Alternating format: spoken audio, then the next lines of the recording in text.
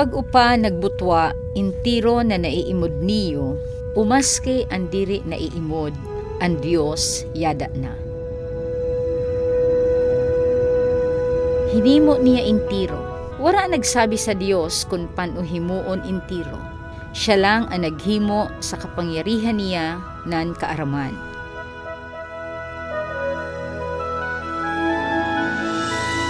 Ang Diyos lang ang makasabi kung paano niya inhimo ang intiro.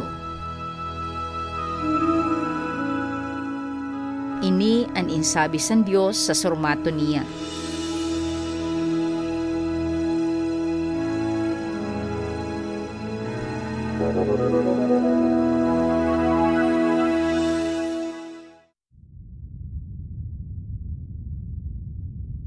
Sa batog, ang kinab-an wara sin porma na nitsura. Pero ang Diyos may unsin plano. Sabi sa Diyos, magkamayon sansuna.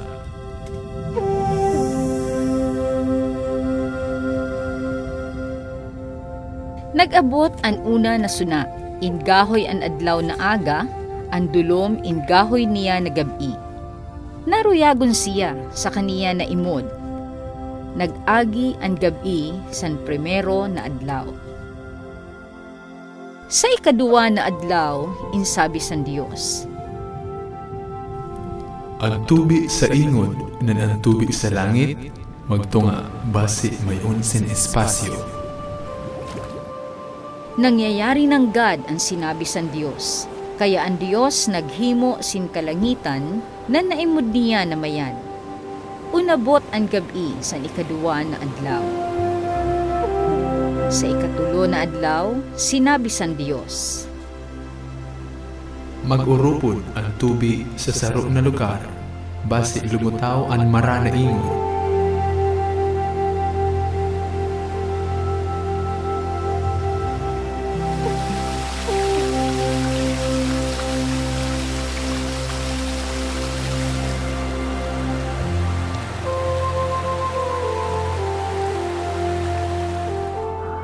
Magturubo ang mga tinanom sa ingon batog sa saday hanggang sa daragko na klase.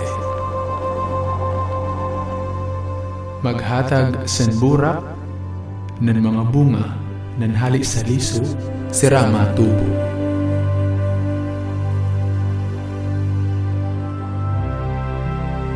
Intiro nangyari, pareho ng God san sugo san Diyos. Hinimo niya ang maranaingod ng dagat, intiro na tinanom, mga herbal asin mga puno na nagbubunga.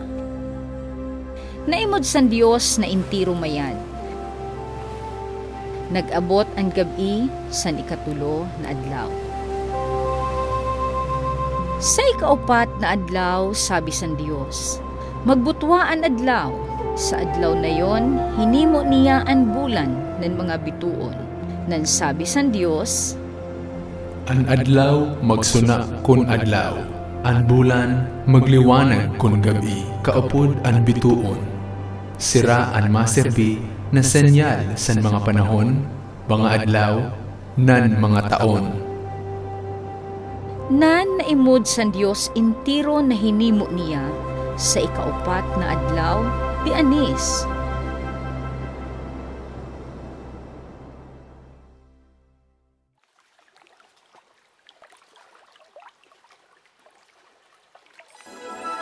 Sa ikalima na adlaw, insabi sa Diyos, magkamayon sa mga bayong sa kalawakan, intiro na klase.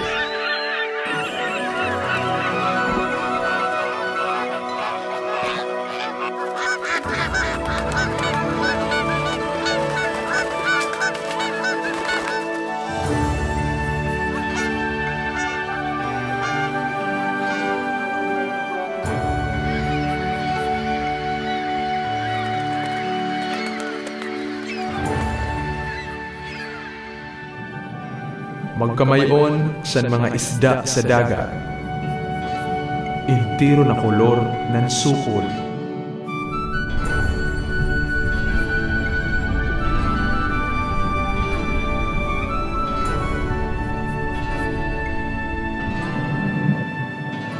Ang Diyos ang naghimo san intiro na hayop na nabubuhay sa tubi nan sa kalangitan. Maski ang pinakadako na pating ng balyena.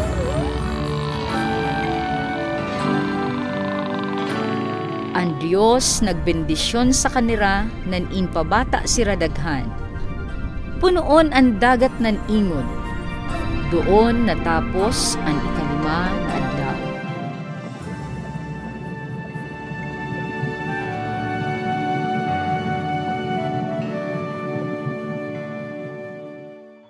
Sa ikaunom na adlaw, sabi san Diyos, Sa bilog na kinab-an, magkamayon mga hayop, kada klase, baka, mga hayop na nagkakarapang sa ingod, ng mga lagalag na hayop man.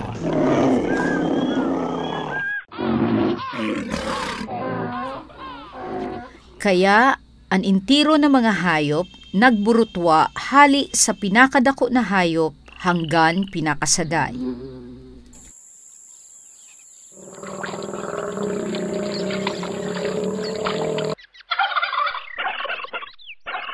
Ang Diyos nahimo intiro na klase san hayop. Ang iba may mga sungay, ang iba daragko na talinga. Ang iba nagkakaon mga tinanom na nagtutubo sa ingod, na ang iba nagsusupa dahon sa itaasin puno. Diyos ang naghimo sa kanira, kada saro iba-iba.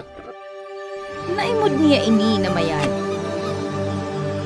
Ang Diyos nagsabi pa, Himuon ta na ang tao, na kapareho san itsura ta, kapareho ta na makaisip, makamati, makahimo san desisyon nan makaistorya.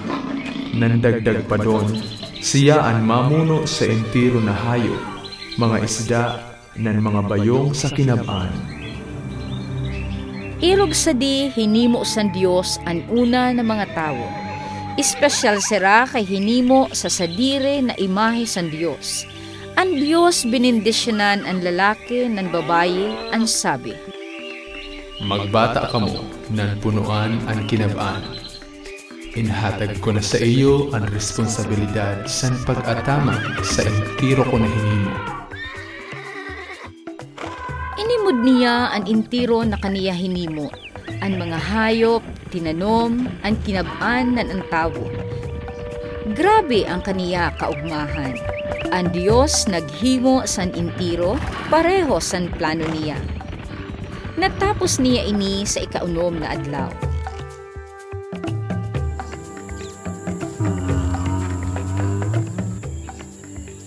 Sa ikapito na adlaw, nagpamunay siya sa trabaho. Ini importante na adlaw, kay ang Diyos natapos maghimo san intiro. Naimod niya na perpekto ang pagkapamutang pareho sa plinano niya. Kaya ang Diyos nagsabi, Ang adlaw na ini espesyal. Inbibindisyonan ko ini nan insisiway na banal na adlaw. Kay niyan na adlaw, namunay ako sa trabaho sin paghimo.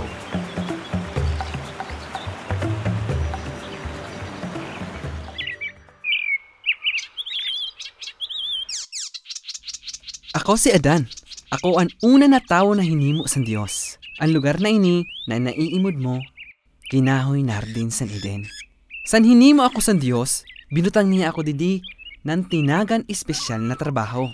Ang pag-ataman sa nardin. Ang Diyos inahatag ang intiro na kaipuhan ko. Niyan, gusto ko sabihon kung paano ako hinimo sa Diyos nan ang intiro na mayad na bagay na hinatag niya. Nadumduman pa niyo san hinimo san Diyos ang kinab-an, sa sulod sin unom kaadlaw, san gusto niya himuon ang kalangitan, mga tinanom, nan mga hayop, insurmato lang niya nang nangyari na. Pero san hinimo ako san Diyos, hinimo niya ako sa espesyal na paagi. sa paghimo sa tawo, kunuwa ang Diyos sinlugta nan hinimo na lawas niya.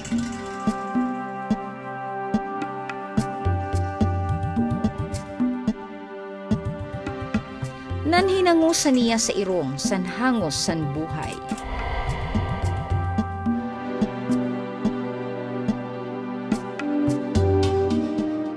siya naging buhay na tao. Irog sadi ang paghimo sa ako. Mauyod tan una-una na adlaw san buhay ko. Matapos niya ako himuon sa espesyal na paagi, binutang ako san Dios sa magayunon na hardin na hinanda niya sa ako. Imbutangan niya dako na salog sa sulod san hardin. Intanuman niya mga puno na mabungasin iba-iba na klase. Kunano ang rami, kurte, nan mga kolor. Natadihan ko ang halos intiro na prutas sa hardin. Ini na puno na mga peras, matamison, nan matubi. Yadto na saro, mandarin, daragkuon. Gusto ko na magkaon niyan. Sabi san Diyos, makakaon ko ang kada klase na bunga san puno didi sardin. Pwera sa saro na puno na bawal ko kaunon ang bunga. Yun ang puno san kaaraman, san mayad, nan maraot. San hinima ako san Diyos, malinawan ang sabi manong didi sa puno. Ang bunga hali sa puno, san kaaraman, san mayad nan maraot, di mo pagkaunon. Kay kung kaunon mo, mamamatay ka. Aram ko na salaan magkaon san hali didi sa puno. Kay mao ang sabi san Diyos, diri ko aram ang gusto sabihon san, mamamatay pero pamati ko. Mahaharayo ako sa Diyos.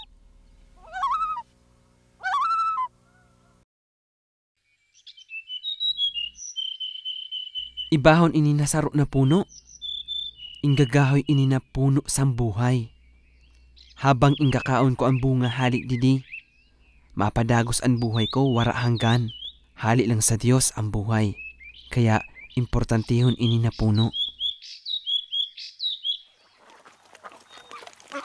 Maski may mayad na lugar na istaran si Adan, nan hinatag ko kaniya ang trabaho na pag-ataman sin hardin. Diri mayad na sulo siya, kaipuhan ni Adan san saro na makakaupod, nan makadanon san intiro na himuon niya. Adan, Adan, yadi intiro na hayop na hinimo ko. Indara ko sira sa imo, basi tagan mo ngaran intiro nan kada saro. Kadaghansan mga hayop, intiro na klase ng sukol. Makangangalas ang Diyos. Imudon ta, mapatugon ko sa iyo na duwa. Gagahoyin ko ka muna. Mga ayam, mao, gusto ko yun ang ngaran ninyo. Gusto ko, lalo na pang naghiwag ang ikog ninyo. Bagaan, gusto kong ngaranan liyon ang saro sa iyo. Imudon ta, diri yun ang ngaran di ani sa iyo. Saragdayon ka mo. Kamu na duwa. Yato sa may mga puno. Mao, kamo. Kamo ang gagahoyon ko na mga leon.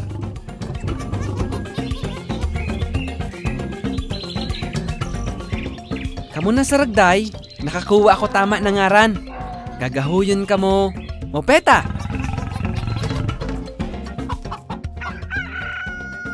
Ikaw ang sulog, nan ikaw ang umagak. Kamu na saragday, mga siwo. Imudon taniyan. Kamu na duwa na dang buhala, gagahoyon mga elepante. Pero bantay lang sa mga siwo, kay darag ko ng mga sikininyo. Kamu na duwa, mga kuting. Nan ana magkapang sa balukag niyo, mga purgas.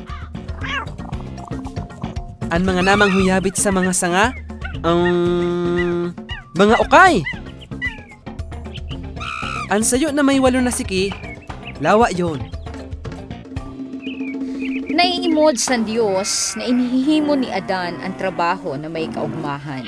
Pero kaipuhan talaga niya sin kaupod, basi may makaistorya nan makilala ang kada saro. Sayo na makadanon magkapamilya, magkamayon bata, nan maging maugma. Adan, naimod ko na mayad ang trabaho mo, pero sigurado ako na mas mapapadali kung may kaupod ka na makadanon sa imo sa intiro na inhihimo mo. Aramo, ama, Dako na trabaho maghatag pangaran para sa entiro na hayop. Kaya niyan, napagalo na ako. Magturog ka, Adan. Kay pagmata mo, maiimod mo ang pambihira na hihimuon ko. Mao, nangaturugon na nga ni ako. Siguro ko naruyag man talaga ang mga hayop sa mga pangaran na hinatag ko. Ay.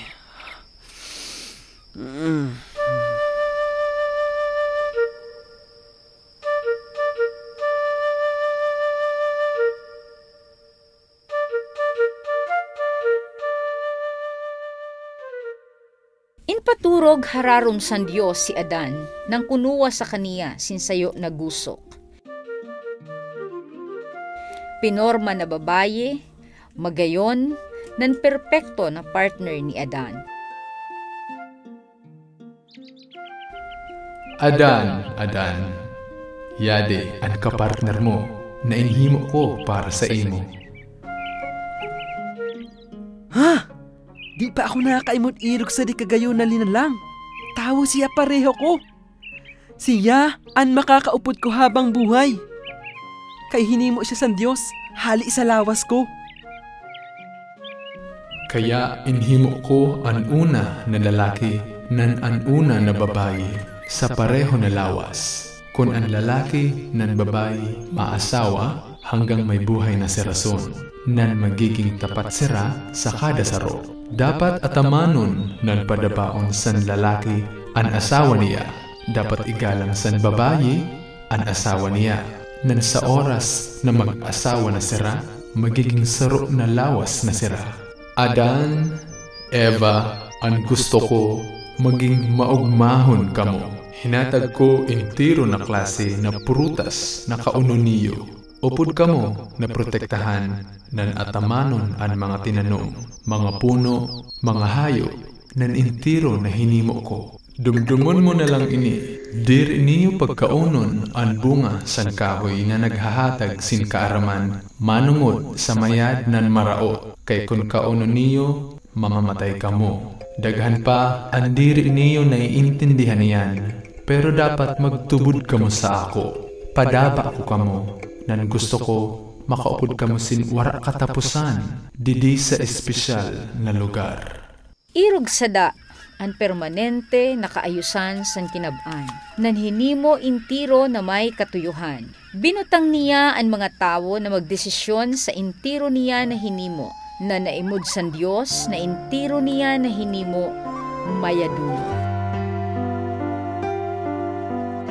Kamayad isipon kung paano mo ako hinimo, nakapareho mo ng dahil sa imo pagkamuo.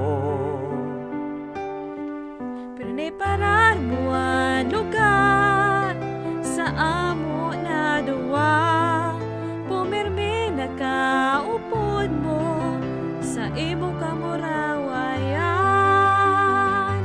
May kapangyarihan na Diyos, naghimo intiro, inilikay mo kami kaya wara indudumdum, aram mo intiro, nan aramiyo, mamumuton na mo na Ama sa intiro na panahon. Inhimo mo ang kinab-an, naimod mo ako, tinagan mo kapareha, kami pinagsaro mo.